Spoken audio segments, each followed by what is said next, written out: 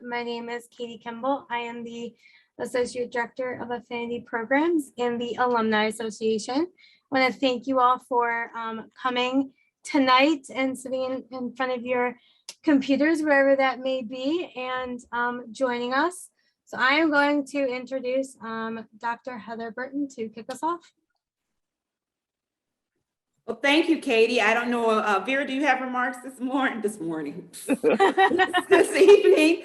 I didn't know if you had anything to add from the Alumni Association before I took over, or from the African American Alumni Association. I just want to say hello to everyone and to greet them, and to just say that it's the African American Alumni Association's pleasure to work with your department in getting these profiles together and listening and understanding the work that is being done by the African American staff at Case faculty and others at Case Western Reserve University.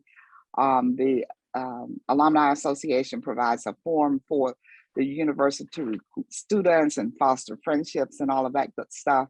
And so today's program, we want everybody to enjoy listening to Dr. Yolanda. So I'll turn it over to you, Heather. Yes, thank you. Thank you, Katie, and thank you, Vera. We would like to welcome you this evening, and on behalf of the Office of Inclusion, Diversity, and Equal Opportunity, along with the African American Alumni Association, as well as the African and African American Studies minor, we have put together this program format that highlights our Black faculty on campus. And so tonight we're excited because we have Dr. Yolanda Fortenberry this evening, and I have had the opportunity to chat with Dr. Fortenberry in many other settings, and I'm going to tell you all tonight that it is going to be a delight for you to hear, because you will see the conversational and just the expand and just the great personality that resonates from Dr. Fortenberry as we have this conversation. So to kind of begin, Dr. Fortenberry, one of the things that we do on the Profiles of Excellence is we start with this idea, and I don't know if you remember the movie Brown Sugar, and with Taye Diggs and Sanaa Lathan, and it was all around hip hop. And one of the famous questions that they asked throughout that entire movie is, when did you fall in love with hip hop? And so for the Profiles of Excellence, what we kind of do is we say, when did you fall in love with your academic discipline? So in other words, Dr. Fortenberry, when did you fall in love with biology? So I fell in love with biology long ago. So let's think. So when I was in high school, so many hundreds of years ago, I was the summer after my junior year, I went away for 8 weeks, and I was at SUNO. I don't know if anyone's from the South, but not SUNO, Southern and Baton Rouge, SU. I don't know if you guys, but anyway, SU. So I went there on 8-week internship in which it was the Bayou program because it's in the South.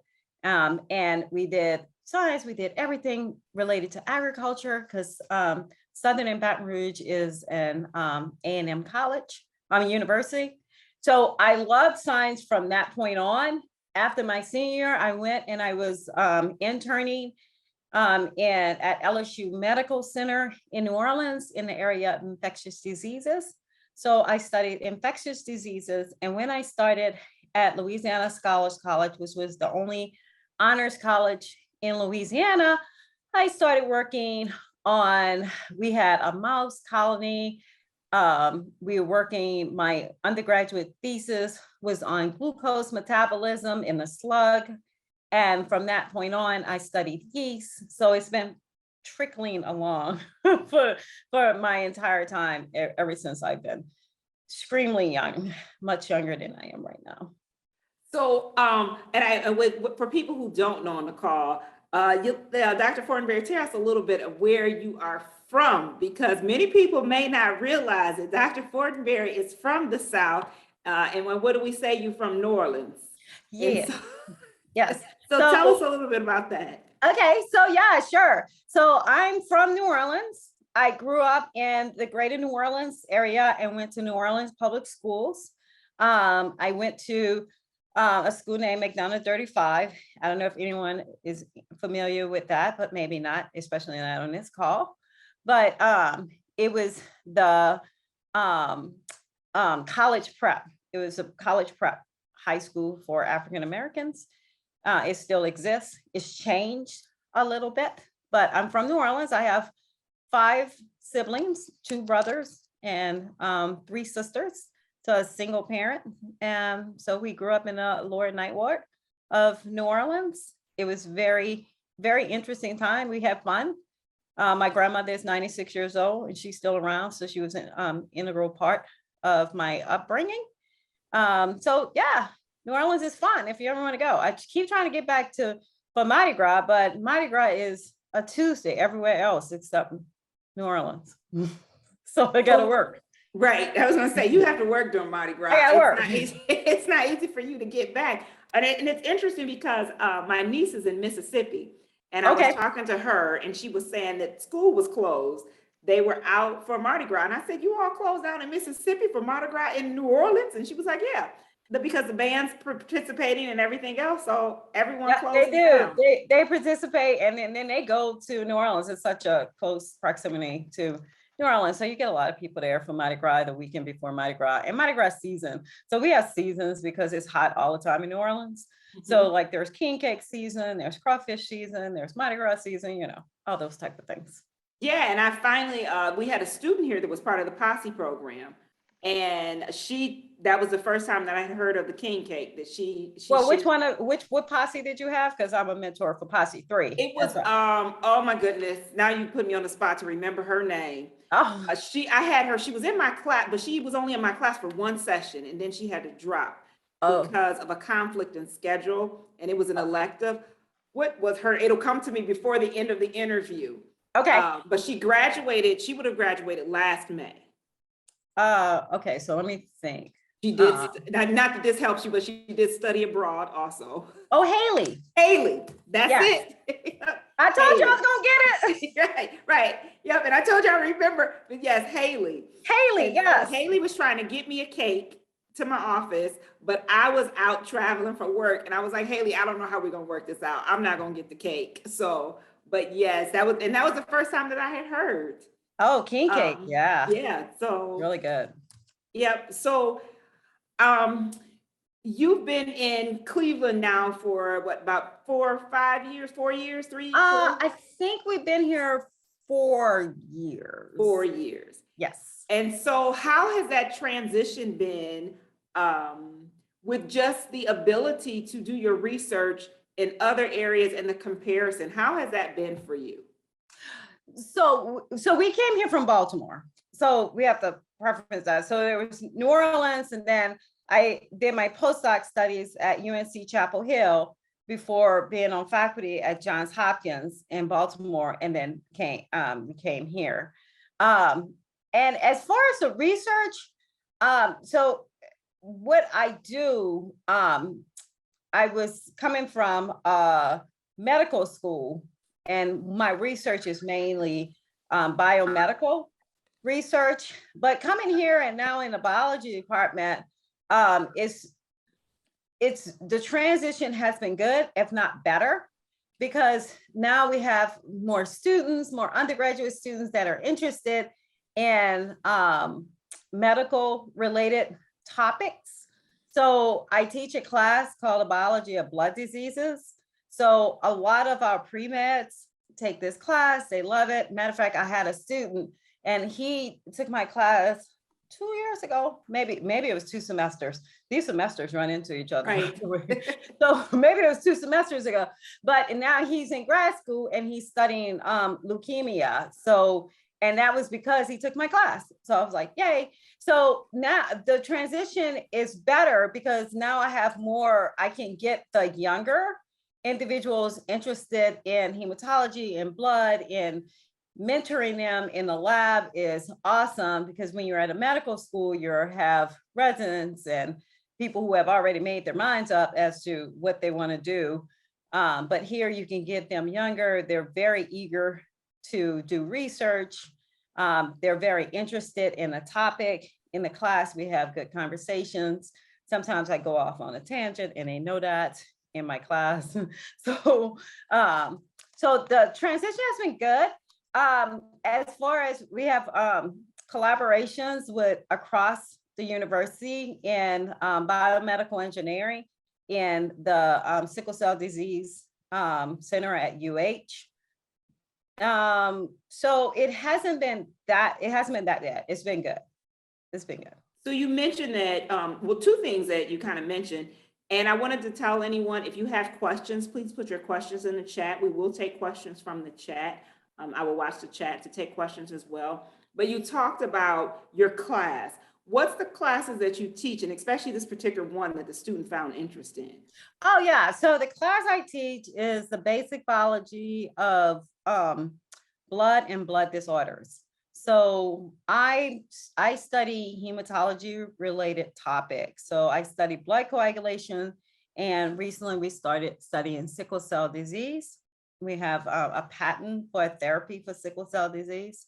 So this class I taught at George Washington University and at UNC Chapel Hill. And it's a way to get the undergraduates versed on some of the disorders related to red blood cells, white blood cells, and platelets. So there's 3 units to the class. And also the kids have an opportunity to do a disease fact sheet. It's kind of like a lay report, because a lot of what happens with these diseases is that it's hard to articulate what the disease is, the complications of the disease to a lay person. So they're tasked with forming a pamphlet so that anyone can read it and they know. And it's not just the normal or the common disorders. They need to have a disorder that someone has not heard of before. So the class is interesting. We have interesting conversation. I try to make it interactive, but we always run out of time because we talk about the topics. They're very interested in it. And every class, someone knows someone who's had something. Mm-hmm. And then that gets the conversation going a little better. It's more fluid with the conversation as we talk about it. And as we talk about these topics, then the students are able to put everything together because everything builds on each other. So the class has, it's very interesting. I love teaching that class. Yeah, and it sounds interesting. And I think when you said earlier with infectious diseases, and I think, so out of everything that you said, the only thing that resonates with me is sickle cell. But that's, as I'm probably that person that just like when your students don't understand, I'm that person that when it comes to biology, I'm like, But with the sickle cell, is there any other infectious diseases or diseases that you also study or that you've done research in other areas? So I study hemophilia.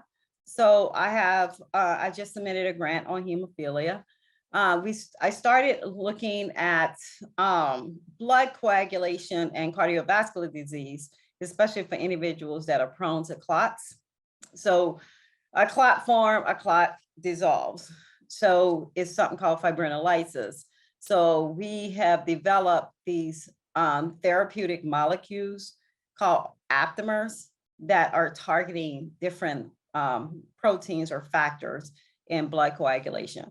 And blood coagulation is very important, particularly when we talk about COVID-19 and how individuals are prone to have these clots and figure out why they're prone to have these clots. So one of my students in my lab is working on, we have another protein that targets a enzyme that's important in that whole pathway with COVID and these clots, and she's investigating that right now.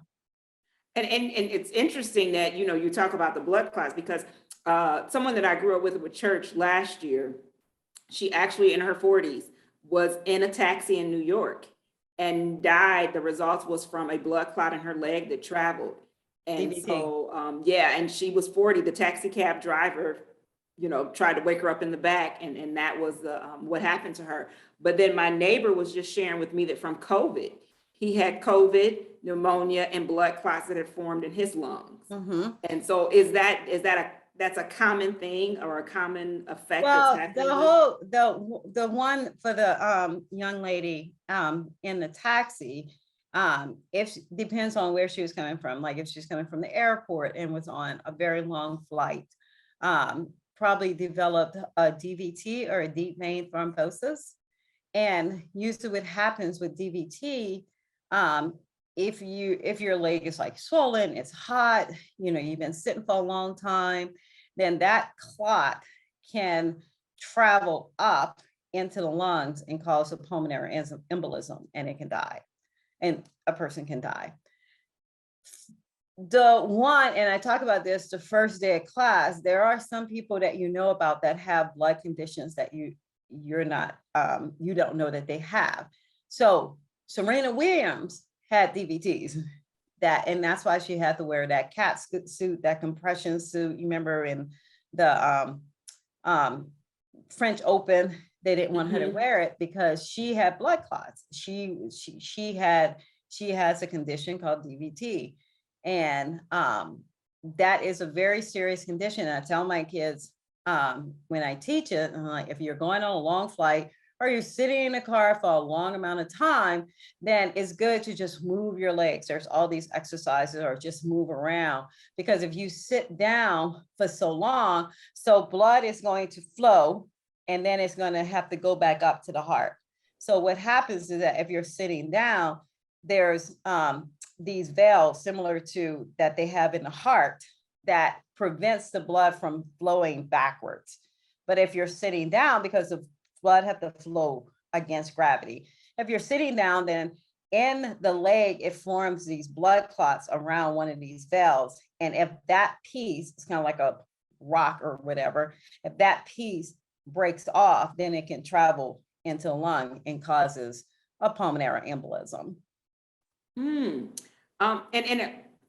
I always ask my doctor, because every time I have leg pain, and I had pulled, I had a nerve in my back that was irritating me, and the pain was running down my leg. So the first thing, of course, I'm wondering, do I have a blood clot?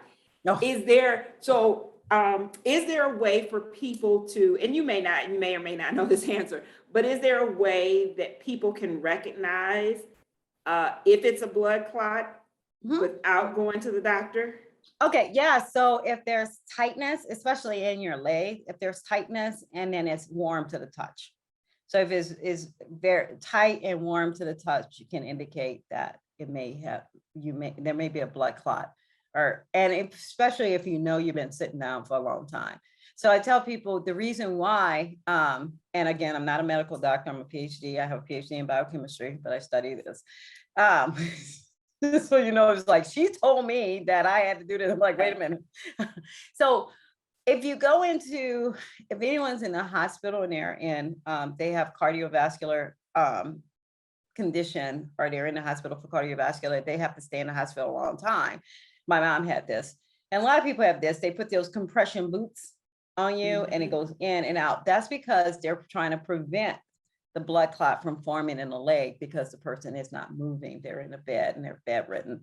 So we have to continue to push that blood and not have it pool in an area. So if your legs are tight, particularly if you're coming off a flight, but warm to the touch, can indicate that you may have a DVT.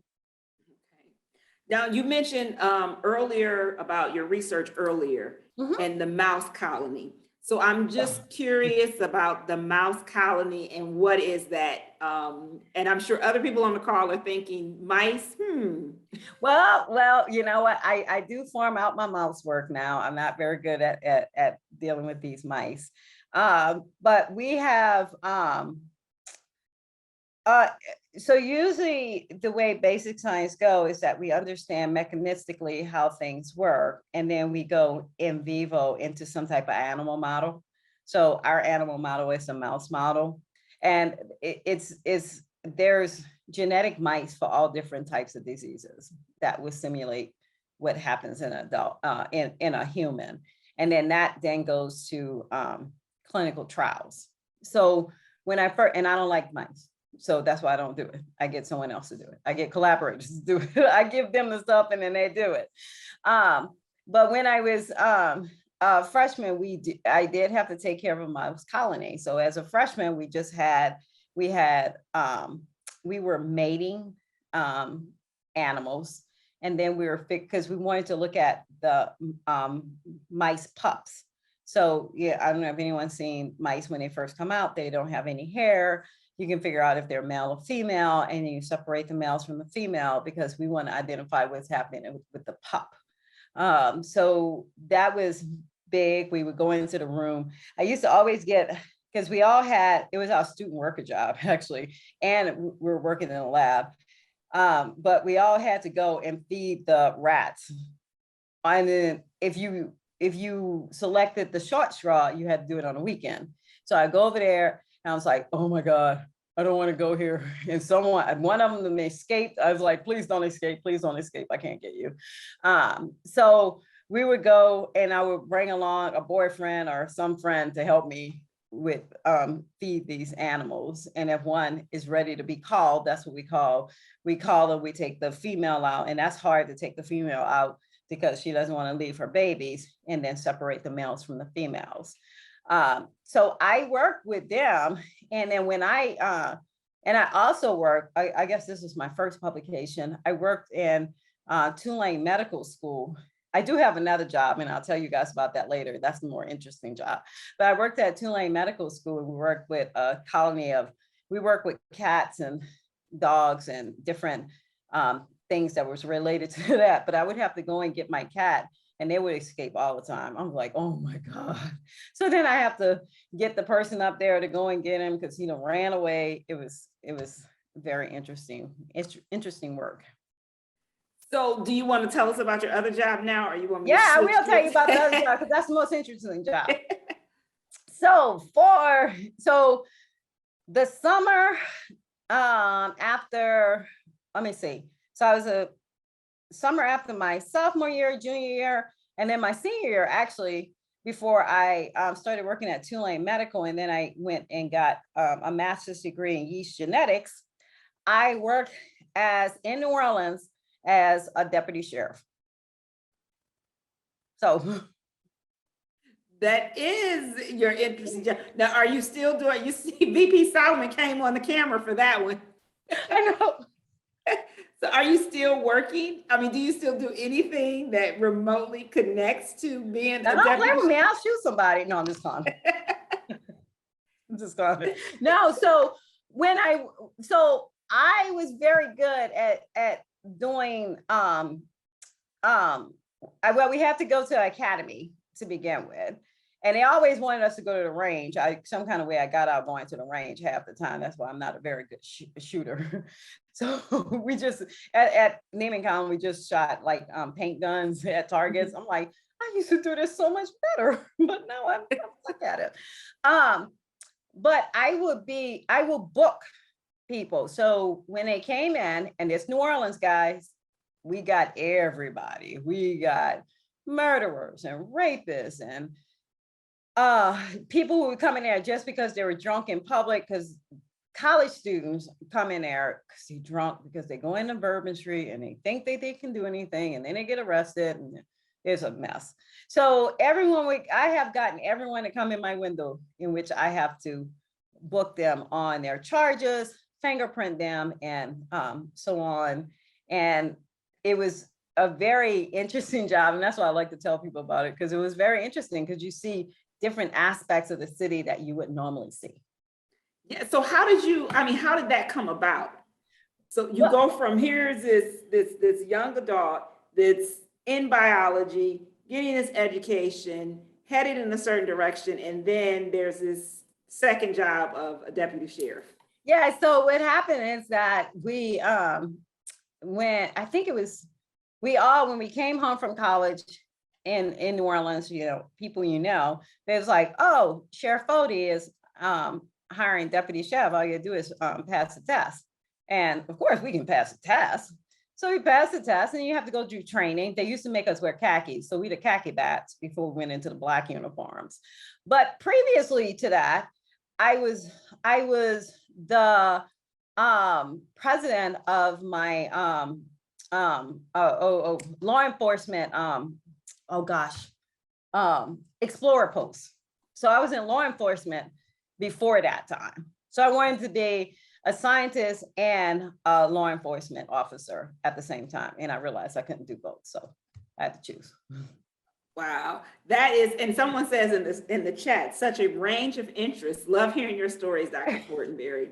Thank you. And again, if you have questions, please don't hesitate to put those in the chat. You can ask questions of Dr. Fortenberry through the chat. Switching gears a little bit, Yes. but kind of still staying with work. What is it that you enjoy most about the work that you do? Oh, and let me know, before I ask that question, I'm backing up, Dr. Fortenberry. Let's go back. I'm still stuck on the law enforcement and the deputy sheriff. Is what made you choose the career that you chose over the law enforcement? What was it that distinguished this direction versus going the other direction? Yeah, and you know, when I went in, I knew I loved science, and I had been doing that for a while. And I knew I had done various, because when we grew up, every summer you had to do something educational. So I remember going to Dillard University the summer after my freshman year, or after my sophomore year, one of those years, and taking chemistry and calculus. And I was like, oh yeah, college easy. I got 2 A's in there. That was a college level class, and I'm just in high school.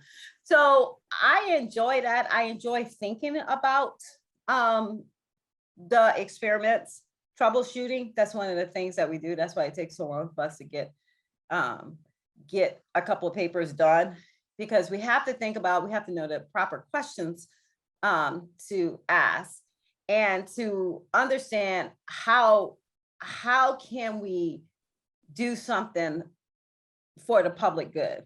Like how can what we're doing answer a question that's prevalent and that's going to help public health? So doing that and thinking that way was very interesting. And then to actually be in charge of what you're researching, like in charge of your work and your interests. That's what made it even more exciting. Now, grad school was a total different story, but that's what everybody. Right. So Emma says in the chat, for forensic science, CSI. Yeah, I know, huh? Right. On that.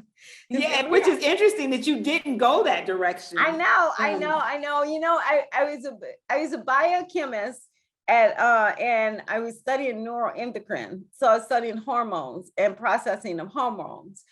And I remember there was a guy who I went to grad school with who actually did that. He got his master's and then he went into forensic sciences. So yeah. And it's funny, when I did college access for K through 12 and specifically like 6th through 12th grade, every child, because you know on TV you've got CSI, you've got you know all the shows, every child wanted to be a forensic scientist. They didn't know what it entailed, but that was their goals. And it was fairly new when I was in grad school. It was it was a fairly new discipline. Yeah, I mean it's always been there, but it had gained popularity at that time. Yeah. Because of the CSI and all that stuff. Yes. And so one of the questions, or kind of switching gears, as I said before I got curious about the whole path with the, and this is what happens to me. I get stuck. Someone says something in the interviews and I get stuck on that. But moving from that, what do you enjoy most about your work? I enjoy, so recently we looked at sickle cell disease, and I enjoy it because I know a couple of friends who have passed away from sickle cell disease, an uncle that passed away with sickle cell disease. One of my friends' grandchild has the disease, and I enjoy studying something that's I can see would have an effect on people that I know personally. So I enjoy doing that type of research. I also enjoy training the next generation of scholars in whatever they plan to do. As you said about the posse, I'm also a posse mentor. So it's not only the scientists that I interact with. We have an engineer and a nursing students. And just to train the next generation of scholars is very rewarding. Yeah, and what is it about students? So what is it that you like about students? Because we got some faculty on campus, Dr. Fortenberry, that don't like students. I had a faculty tell me when I said that students should be added to a search committee, that students, that he told, his remarks to me were, students don't know anything, they're dumb, and they're this. Now, you can imagine I went to like 1,000 on this particular faculty, and then I had to remember that this was my professional job. But in that, what is it about students that keeps you in wanting to be in the classroom and in the lab with them? Well, I mean, they're very, they're trainable. They want to learn, especially the students at Case. They definitely want to learn. I love it when I'm happy with their accomplishments. We have a lot of pre-med. I have a lot of pre-med students in my lab, and when they do well on the MCAT, or they get into medical school, or they get into grad school, or get a job that they particularly want. I think educating in any capacity the next generation of students is very important and very rewarding, because we need smart people. We need them to actually run the world because we need to continually educate these students. And at Case, at Johns Hopkins, at GW, at UNC, you always have a population of students that want to learn, and that's very and even my own kids, they're not going to be scientists or historians. But they're going to be a businessman and a one that just does everything perfectly. So not perfectly, but near perfect, that she doesn't know what she wants to do. So just that, I think, is very rewarding. And I like community service as well. I used to be, when I was at UNC, in the Chapel Hill Carrboro area, I was a mentor for middle school student that I saw at the Royal High School, and I was a part of this mentoring group. And that was interesting as well, because you still interact with the next generation. So to not appreciate students would be not appreciating the next generation of scholars, of engineers, of, workers, if you will. So to do that and to share what I know with them, and to have them come back and say, oh, I did this because I took your class. Oh, I did this because I learned something from you, is very rewarding to me. Yeah, definitely. And I think I shared with someone that I had a student from MSAS, from a policy class that I had last semester. Like you, I'm like the semesters, I'm so confused. But I think the rewarding thing is that you don't realize how you're impacting students in the classroom space. And for this student, he told me that we did this activity. And he said, when I read your comment above mine, it made me remember you as a professor, but also think about, this is why I'm in the program and not quitting. Yeah, and it's that impactfulness. That's so important. I have a student right now. She graduated, but then she comes back and she works in a lab. But her mom works out with me at Orange Theory, and Maya said, I am so appreciative of you. Adi was just going to go and just want to be an MD. Now she wants to do an MD PhD. So now she wants to do research. Her mom is a researcher, but she couldn't get either one of her girls to do research until Adi started working in my lab. And then now she's starting she's more interested in doing research. So I was like, wow, that is awesome. So yeah. Yeah, because it just takes, I didn't think I was having that type of effect, but. Oh, definitely. And I think faculty underestimate, and just like in your case, is that and very often there's that commonality. There's something that I see in my faculty or in the person that's teaching me that makes me say, this is the path. I always tell people that I think that's why I was good in math, because my 4th grade math teacher, he was like straight out of probably college, but I had a crush on my 4th grade math teacher. And I think this is why I'm so good in math, but it's There you those go. small things that you laugh at, that you realize what happened in the classroom.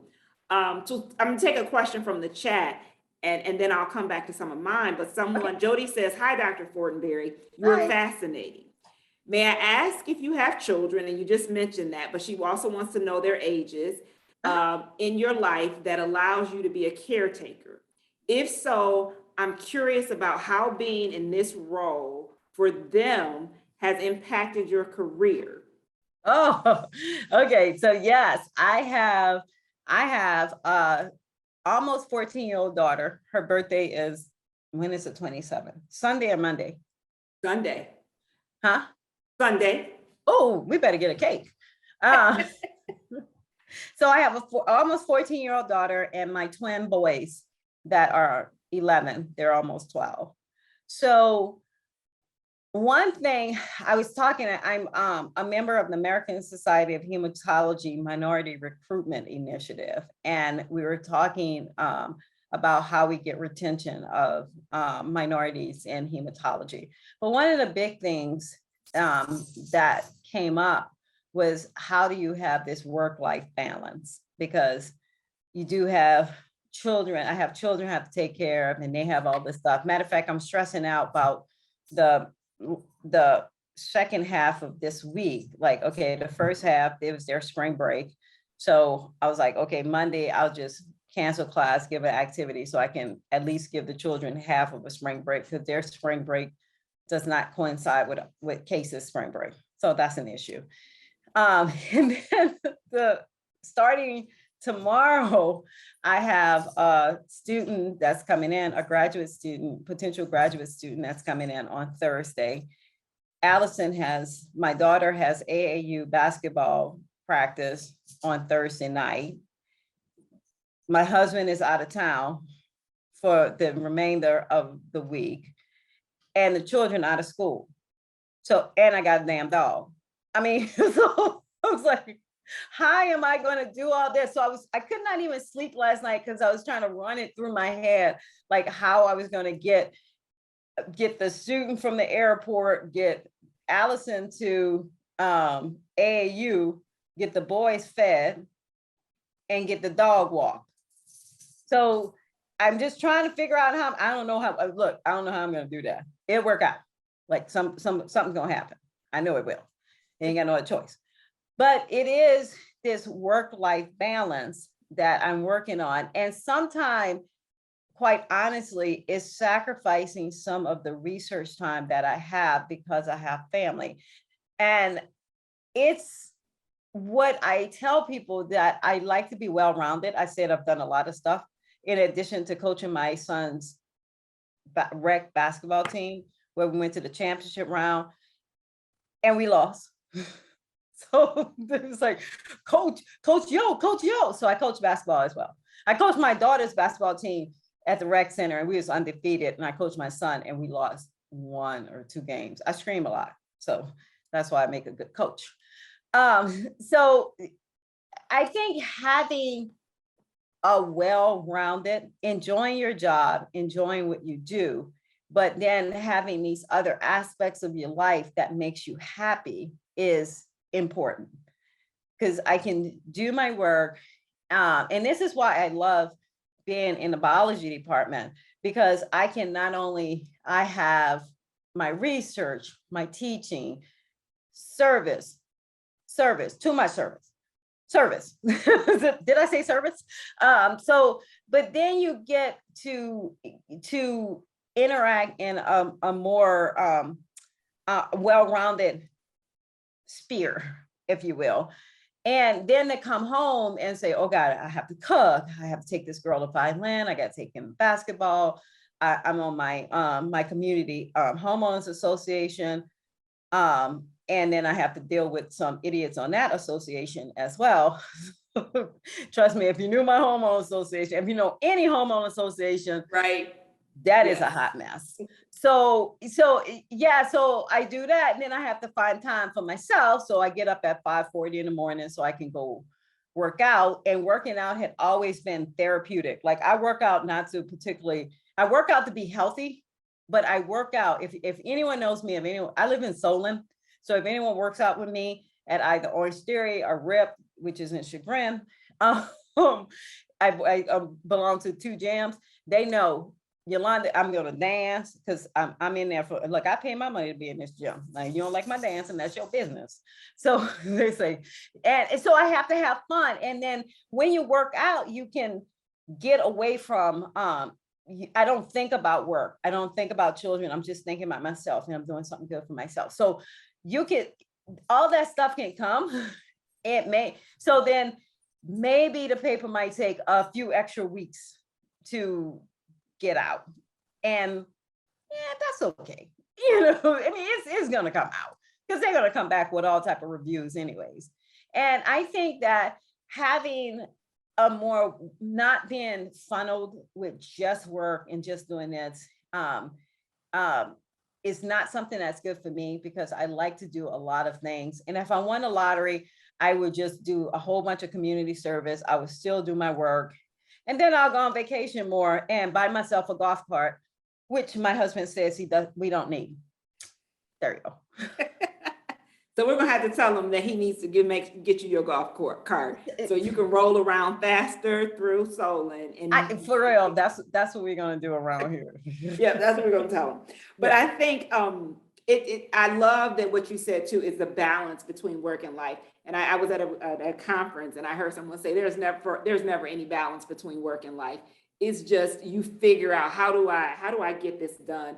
And I think looking at your own personality, and I'm with you. The gym is relaxation time. And what I had to start, I usually listen to my music or something and it's on my phone, but I had to consciously stop paying attention to emails.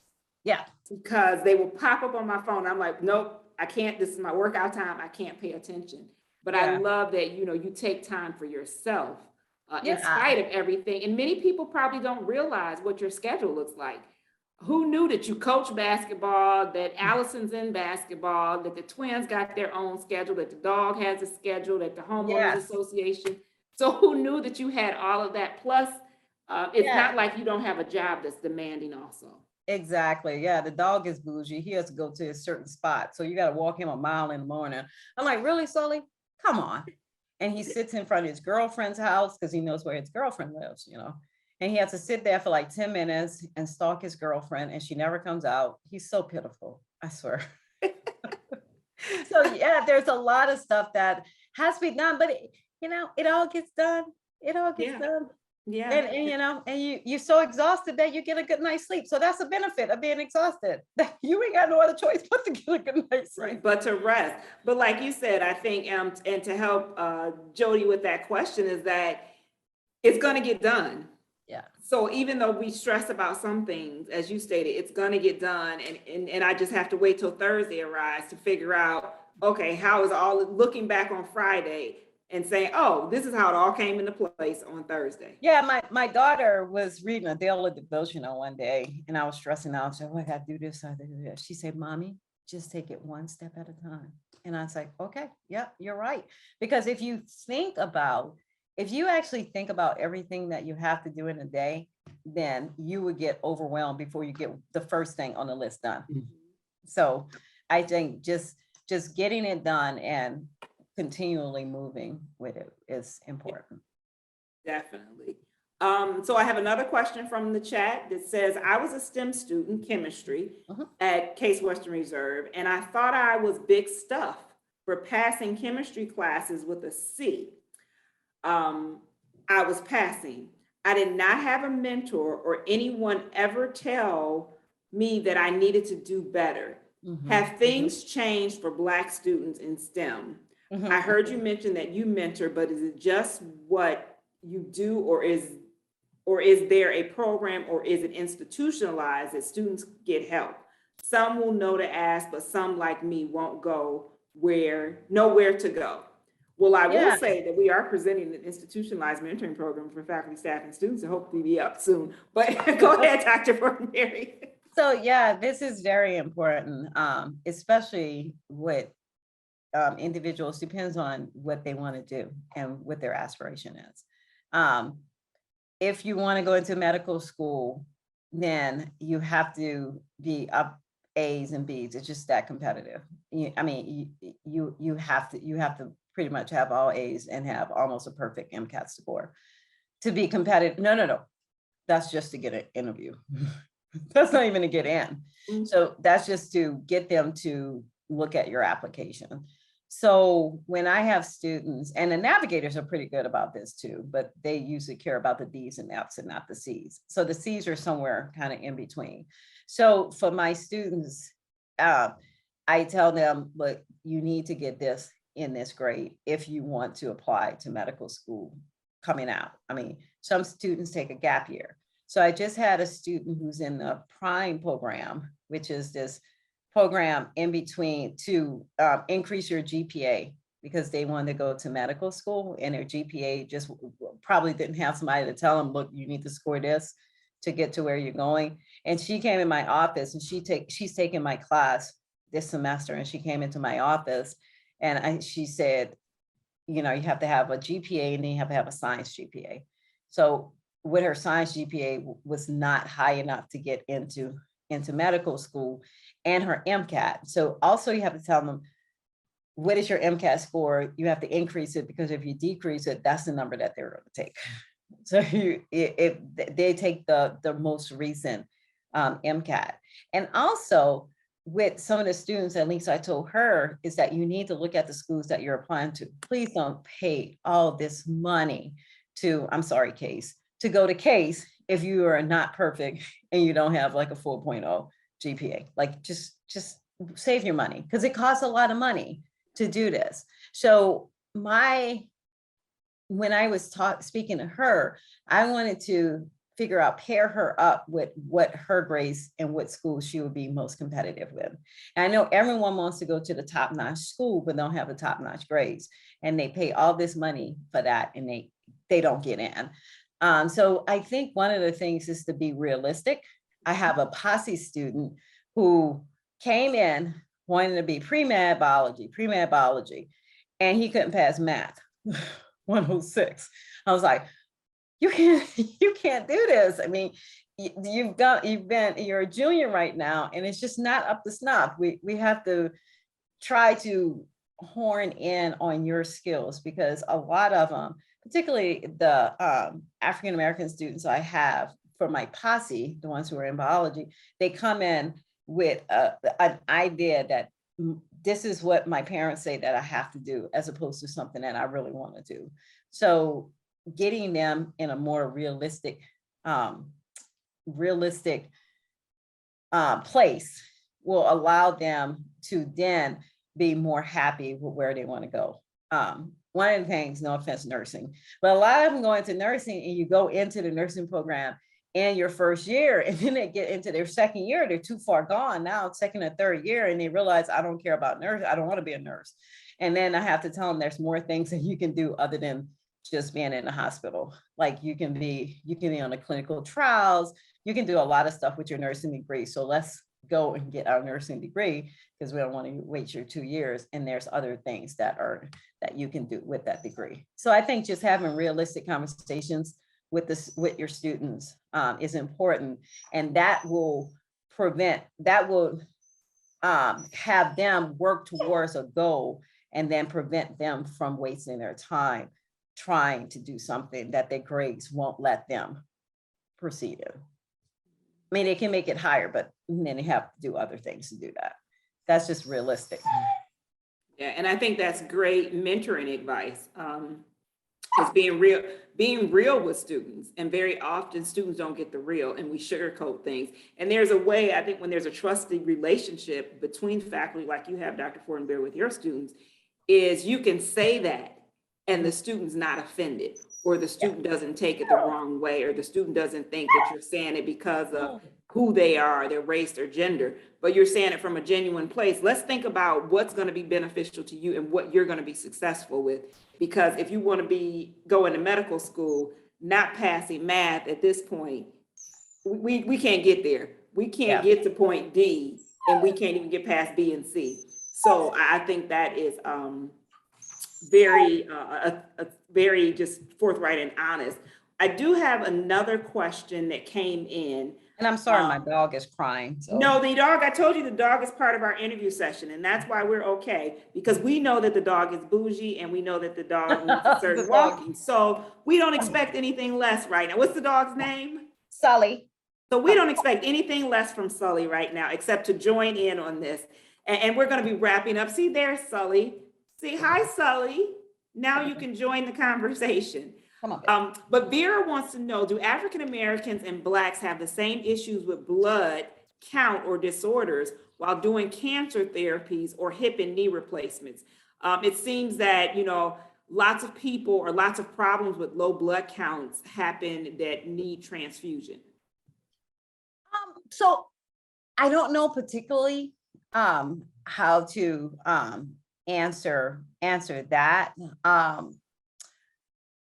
There are issues with blood, I mean, just disorders. For example, sickle cell, or even people with sickle cell trait may have issues, but I can't answer that professionally, not particularly my area of research.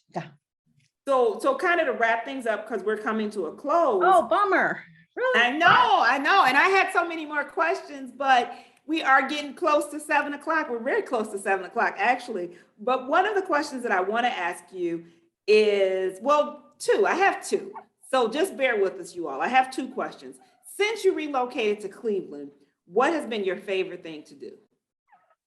Oh, in Cleveland. I actually love Cleveland, by the way. It is such a hidden gem. Sully, hold on 1 minute. That was me screaming at my boys, telling them to come get the dog. And of course, boys have selective hearing. Yes, that's multitasking. It's okay. Yes. So what I love about Cleveland, well, one of the things, I mean, we do a lot of stuff, kind of like in Solon, and going to the Rocket Mortgage Fieldhouse for different basketball games, different events. But for my birthday, every year, my entire family, I'm going to kill him. Get out. My entire family comes from New Orleans to Cleveland for my birthday. We have a brunch, fall brunch, and we all wear hats. I love that time when I can share Ohio, Northeast Ohio, with my family who are all African American, who would never have thought to come to Ohio. Right. And when's your birthday? October 4th. And mine is the 5th. We talked about this. Yes. Girl, you gotta come to my birthday. You gotta have a hat on your head. Yes, that's the fall, because the fall is just such a beautiful time in Ohio with the leaves transition and everything. And I really love that I can share somewhere where I know that my family would probably never have gone had I not been here. And I was talking to my sisters. I was like, I am so happy that I'm blessed to move around to have a place for you guys to come and to experience. We went to Niagara Falls. That was awesome. I rented this huge 15-passenger van, like the church van. Anybody had a church van? So yes, I had the church van. I've driven students in the 15-passenger van, so I know. The church van. So we drove to Niagara Falls. We couldn't go to the Canadian side, but we drove there and we had just a good time. I just love the summer and the fall and, not the winter months. I do have for my birthday a couple of years ago, I have a red convertible Mustang, and we call it summer because that's the only time I take it out. Because you can't drive a Mustang in the snow anyways, because it's rear-wheel drive, like you'd be dead. So to have that right around, and I've met some awesome people in Ohio, love it, at the university, in my neighborhood, at my gyms. I mean, it is everyone, I won't say everyone knows me, but a lot of people know me in my neighborhood because we're all just close-knit. And I like how we have these little silos of communities and all over. I mean, it's awesome. We just have friends that live in downtown Cleveland now. So we would go to their house and we can walk around. I'm like, ooh, Cleveland got a lot of stuff. Yeah, it does. And like you said, it's a hidden gem. And I like pierogies. Who'd have thought that? Yeah, and pierogies are good. Your pierogies are good. Shut up. Yes, and I'm sure you've been to Chagrin Falls because that's right next door to you all. Oh, yeah. The popcorn shop, the overpriced popcorn shop. Yes, the Yeah. over and Jenny's ice cream because they have a vegan ice cream. So I always go to Oh, you Jenny's. know what? because I they have just went to vegan. Nemacolin and I had this vegan ice cream because for some reason, I got old, so my stomach don't Right. take ice cream as well. So I had this vegan ice cream. I'm like, oh, I don't know what vegan ice cream is, but oh, they're good. Yeah, and that's why I go to Jenny's. And then the hamburger place that was across the street. But my favorite restaurant, for those of you on the call, that used to be in Chagrin Falls, but they closed was, oh goodness, I always mess up the name. Was it Bull and Bird? Bull and Bird. Yeah, I think my friends have been there because again, I work out at another gym called Ripped, and I'm their ambassador. And I won't tell you the reason why I'm their ambassador. One of their ambassadors, they be putting my face on everything. That's because I'm beautiful. No, I'm just fine. That's what it is. That's exactly what it is. It's because no. So I know a lot of them, and there's this place in Chagrin that's called Two Cafe, TWO, and it hires people with Down syndrome, and they have really good food. They have a boutique shop. That's why I'm going there because I go shopping too much. See, I got issues. So That's why you can't get the golf cart. shut up. That's probably why. That's why I ain't going to two. So it's a very good cafe that's doing a lot for the community.